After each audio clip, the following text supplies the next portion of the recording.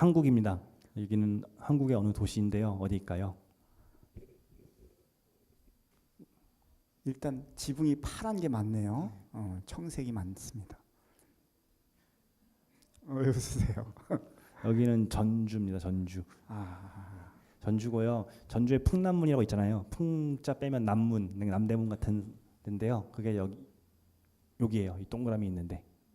동그라미 있는데 있고, 전주 가면 한옥마을 가고, 한옥마을이 이쪽인데 한옥마을 가고 뭐 여기 객사 있고 뭐 이제 여기 경기전 있고 막 그러는데 사실 우리나라 도시에 별로 볼 게 없잖아요. 사실 볼 게 별로 없거든요. 우리나라 여행의 매력은 사실 보는 것보다는 같이 술 마시고 노는 것 같아요. 예. 가끔 토도하면서 이게. 네.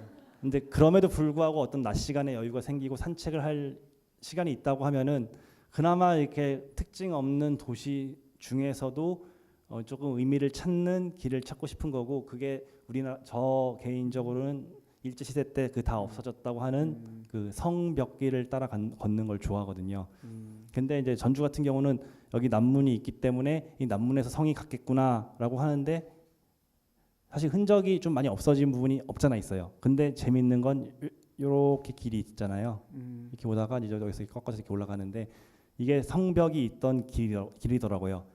그것 뭐 사실 큰 관광지 거리가 없기 때문에 전주시에서도 뭐 그렇게 하진 않지만 옛날 지도 어떻게 찾아가지고 그 자취를 찾다 보면 그 길이 있어요. 이렇게 쭉 그냥 한 바퀴 걸어오는 거죠. 근데 뭐 성의 흔적이 있었기 때문에 뭐 되는 건, 그러니까 뭐 새로운 발견을 하는 건 별로 없었지만은 그래도 이 한 도시에서 아파트들이 막 주변에 막 세워지고 그러는 와중에서 가장 옛 정치가 있는 길들이 그 성 주위 따라서 아직 있는 것 같아요. 여러분 객사라는 거가 이제 여기 객사가 있잖아요. 이게 객사라고 하는 건물인데 객사가 뭐냐면은 옛날 지방 성들이 있으면은 그 중앙 임금님이 가끔씩 관리를 보내잖아요. 일 잘하고 있는지. 네. 그러면 그 관리는 임금을 대변하기 때문에 임금과 같은 존재였대요. 그래서 요 객사가 딱 여기 있는데 이게 그 성의 중앙에 있었던 거죠. 그러니까 저는 아는 게 이 남문에서 오는 이 선 그리고 이 객사가 중심이었다라고 생각해서 대충 이렇게 성이었겠고 여기 꺾어졌으니까 여기서 꺾어져서 이렇게 왔겠구나 하는 걸 짐작해서 한 바퀴 성돌이를 하는 거죠. 네. 또 이렇게 보니까 재밌습니다. 또 전주 갔다가 객사 구경을 했어요. 근데 지금 위에서 본 이 그림을 보고 말씀을 드리니까 이렇게 그림이 그려집니다. 여기는 대구입니다. 대구는 훨씬 쉬워요.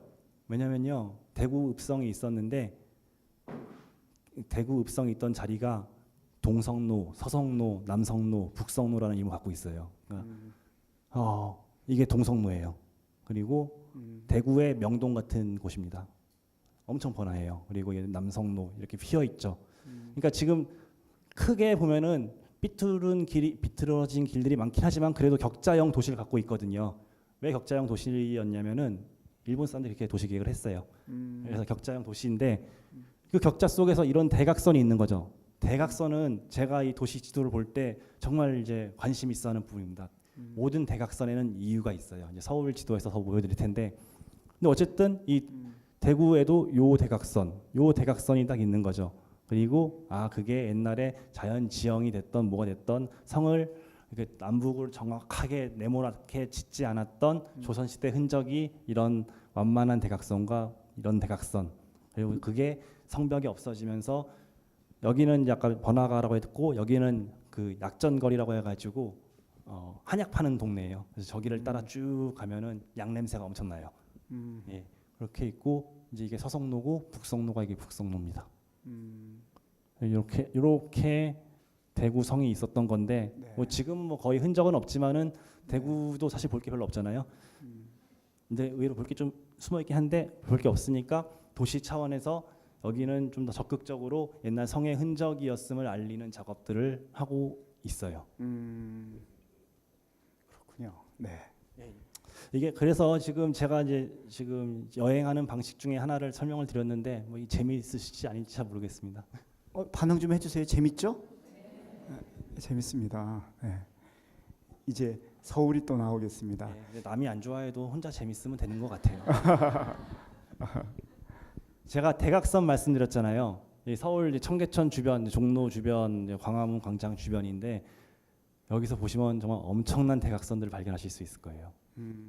대표적인 거 여기 이 무슨 길일까요? 아, 예, 인사동길. 아. 이거는 교보타워 뒤쪽에 이 길. 이거 길 이름은 잘 모르겠어요.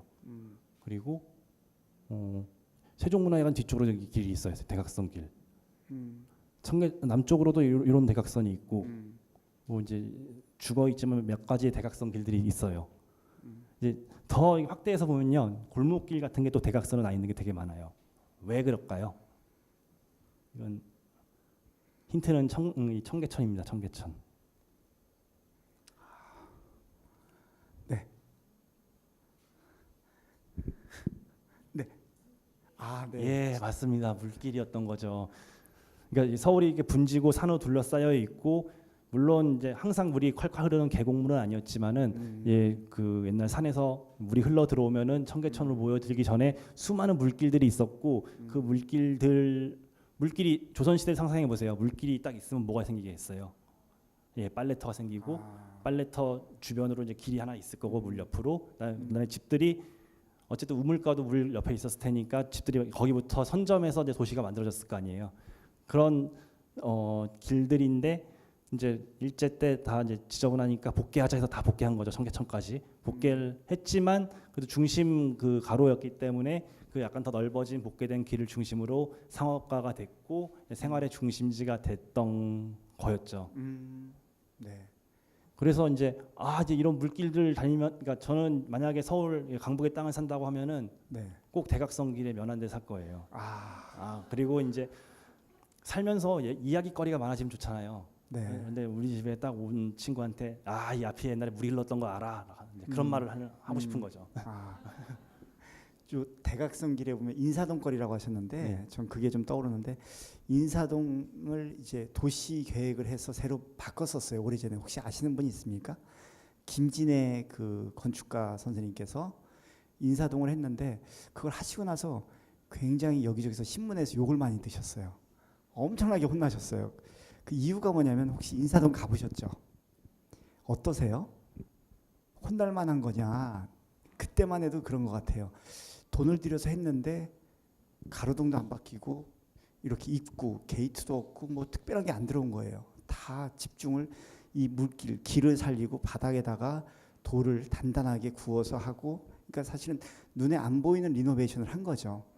근데 그때만 해도 저는 참 참 좋은데 우리 정서가 뭔가 리노베이션을 하고 나면 일단 뭐죠? 큰 간판이 생기고 뭔가 큰 가로등이 생기고 막 그걸 좋아했었던 것 같아요. 그래서 지금 생각하면 많이 궁금합니다. 우리가 그래도 많이 바뀌었구나. 요즘은 그래도 그런 걸 좀 좋아하잖아요. 예, 많이 바뀌었고 그럼에도 불구하고 바뀌어야 되는 부분이 많은 것 같은데요. 상징을 좋아하시죠. 이렇게 어떤 건물이든 요즘은 안 그러겠지만 어떤 의미가 있어야 됩니다. 그 명목, 상징, 이것은 한국의 갓, 이것은 한국의 도자기를 꼭 상징해야 돼요. 그게 이제 가장 큰 문제 같기도 합니다. 근데 어쨌든 조금 더 확대해서 이제 북촌인데요. 북촌 쪽 많이 다녀보셨을 것 같아요. 여기서 이제 뭐 여러 가지 아이템들을 찾을 수 있을 것 같고 여기도 물론 대각선 길들이 있는데 뭐 이건 삼청동 길이거든요. 삼청동 길은 사실은 이렇게 물길인데 뭐 이런 길들은 사실 이제 그 이런 물길과 그 사이를 연결하는 그냥 길의 형태이긴 한데 여기서 가장 많이 보이는 게 여러분 그 골목길은 다 이어져 있을 거라 생각하잖아요. 근데 서울에는 정말 무수하게 많은 막힌 골목길들이 있어요. 그게 왜 그럴까 하는 생각이 든 거죠. 왜 그럴까요, 선생님? 전 추측할 수 있을 것 같습니다. 왜 그럴까요? 집주인이 그냥 거기서 집 짓고 사는 거 아닐까요? 조선 시대 때는 신분제 사회였잖아요. 그리고 이 양반 같은 경우는 자기 집 앞에, 그러니까 종로 시장통에는 엄청 많은 거지들도 있고 평민도 있고 상놈도 있고 막 그렇잖아요. 근데 자기 집이 관통로가 되면 그 사람들이 유입이 되는 거죠. 그 길이 통과 도로가 되는 거죠. 그래서 그 지체 높은 양반일수록 자기 집을 짓는 데는 막힌 도로, 자기만 이용하는 사적 도로를 만들었던 거고 그 도시 구조는 이제 현대까지 남는데 우리 여러분 그 북촌 가시면은 그 조그만 도시형 한옥들 보시잖아요. 네. 그리고 그걸 보고 아 우리 전통 아름다워라고 했지만 사실 그렇게 생긴 한옥은 조선시대 때 없었어요. 그 막힌 도로 주변에 한 이제 99칸짜리 한옥이 있는 땅을 일제 강점기 때 그래도 그냥 일제 강점기 때 뭐 우리 되게 힘들게 살았던 것 같긴 하지만은 다 경제 활동 제대로 하고 그냥 하면서 예, 그러니까 옛날 민주화가 안 됐을 때 도시랑 그냥 좀 비슷한 부분도 있었던 것 같은데 그러니까 장사를 잘하신 분들이 계셨던 거죠. 땅 장사분들이 집 장사분들이 그 큰 땅을 몰락한 양반의 큰 땅을 사가지고 20평, 30평 단위로 쪼갠 다음에 그러니까 도시형 한옥도 집 장사들이 이제 그렇게 작았지만은 이 집이 꽤 근사한 여러분들이 살기 좋은 집이다라는 걸 하기 위해서 민가에 쓰이지 않던 궁궐 건축 양식들을 막 갖다 붙였어요. 화방벽에 꽃무늬 담장이 생기고 그 돌이 그러니까 그 보호에 돌이라고 하는데 돌아가는데 원래 민가는 그냥 할 돈도 없고 원래 형식적으로도 맞지 않아가지고 다 네모 나무를 썼는데 굴돌이라고 하거든요. 동그란 볼을 쓴 한옥들 되게 이제 요즘 많이 보실 거예요. 그게 그냥 그 높은 귀족의 집을 따라 지은 서민의 집인 거죠. 네, 그런 식으로 엄청난 것들이 붙은 게 지금의 전통의 이름이 되고 있는데 어쨌든 딱 여기 막힌 길을 얘기하다가 너무 갔네요. 막힌 길 딱 수많은 막힌 길을 보고 여기는 조선은 우리는 어쩔 수 없이 신분지 사회였고 여기는 조선의 부촌 혹은 권력자들이 살던 동네였구나. 막힌 길이 많을수록 저는 이제 그런 생각을 하는 거죠. 그래서 그냥 막힌 길을 가서 네. 돌아가야 될 때 에이씨 하는 게 아니라 양반의 마음으로 다시 돌아가자 이제 하는 생각이 드는 거죠. 네. 지도만 보고는 잘 모르시겠죠. 이거 어디일까요? 홍대 앞이고요. 홍대 쪽 가시면은 이름 또 까먹었는데 여기 홍대 길 메인 도로거든요. 걷고 싶은 거리. 그 기찻길 모양으로 이렇게 딱 건물이 있는 거 아세요? 낡은 폐허. 네네. 어쨌든 도시의 길들은 지금 방금 대각선을 봤는데 대각선 말고 이렇게 삥 돌아가는 원형 길들이 있어요. 그 원형 길들은 또 왜 원형일까? 여러 가지 추측이 있을 수 있지만은 성이 있었던 자리일 수 있고 물이 이렇게 동그랗게 흘렀을 수도 있고 그 다음에 결정적으로 동그랗게 움직일 수밖에 없는 하나의 문명의 결실차 있잖아요. 기차. 네. 기차는 이제 일제 강점기 때 했기 때문에 우리나라는 어쩔 수 없이 일본이 좋던 싫던 일본의 영향 속에서 그냥 이 도시를 만들어 갖고 살 수밖에 없는 건데요. 홍대 앞에 이 걷고 싶은 거리가 이렇게 동그랗게 있는데 이 동그란 게 결국은 일제 때 지도를 보면은 그냥 기찻길이었던 거죠. 당일리 발전소까지 석탄을 이렇게 실어 나르던 기찻길이 있었고 기차는 이게 길기 때문에 팍 꺾어져서 못 가고 완만한 곡선을 그려야 되기 때문에 그런 길이 생겼고 그 기차가 없어지면서 기찻길은 또 시끄러우니까 또 집들이 약간 떨어져 있잖아요. 그래서 기찻길이 사라지고 나면은 좀 걷기 좋은 넓은 폭의 찻길도 아닌 것이 좀 좁지도 않고 한 좋은 길이 나올 수 있는 거죠.